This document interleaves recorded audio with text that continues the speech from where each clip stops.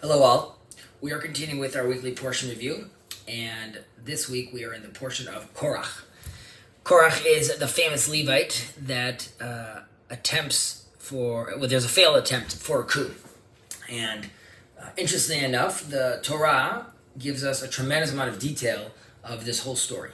And we can ask, why do we get all the detail, right? If last week we were told about the violator, it doesn't go into all this detail, we just know what the punishment is. Here we have this whole long story.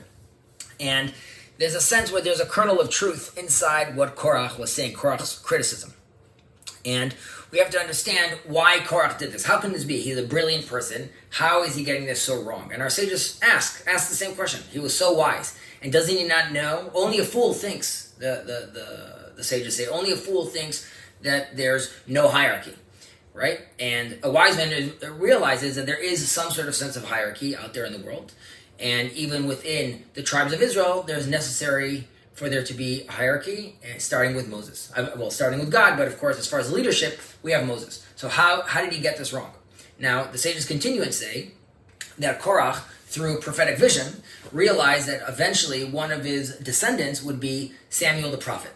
And Samuel, in a certain sense, carries out and manifests what Korach was thinking about. And how do we see this in Samuel? So we see that Samuel is opposed to having a king. Samuel, instead of establishing a Sanhedrin, decides to personally go around the tribes of Israel and act as judge. Once Shiloh is destroyed, he doesn't take the ark and rebuild the tabernacle. Rather, he leaves it by Aminadab's house until the return of King David, or until the coming of King David. And lastly, according to the Zohar, Samuel, who's a Levite as well, ends up sacrificing and brings offerings as well, and not at the temple, and not obviously a Kohen, a priest. So we see that Samuel is really flattening all this hierarchy. Now, the context behind this is because Samuel realized that during the war with the Philistines, during his time, there was such a desire. Well, once the Israelites lost, they put all their hope in the Ark of the Covenant, and they saw it as the end-all be-all. Once that happened, Samuel realizes there's a need to really flatten all these mechanisms: the temple, the tabernacle, the Sanhedrin. All these things need to be removed because the hierarchy, the way it's seen according to the Israelites, is all messed up, and therefore this needs to be abolished. The problem was with Korach. Well, before we get to Korach, we should mention that the ethics of our fathers say that every man and every matter has, I'm paraphrasing over here, but has its place.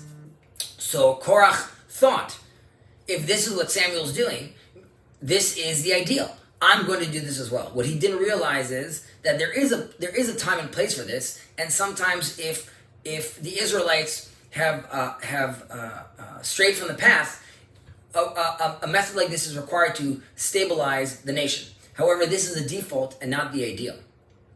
And that's really what Korach got wrong. He was trying to push this right now, when there was a sense of proper hierarchy and balance. Moses knew what he was doing. Aaron knew what he was doing. And of course, God was speaking through Moses as well. So that's what Korach essentially completely misunderstood.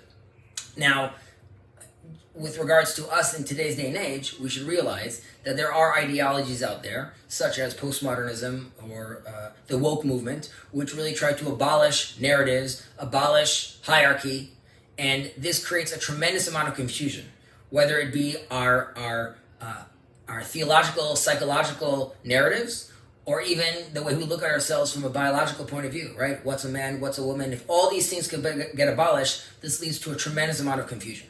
And so we need to realize that hierarchy is extremely important. Yes, it can be corrupted, but if one is orienting himself properly, then we should be able to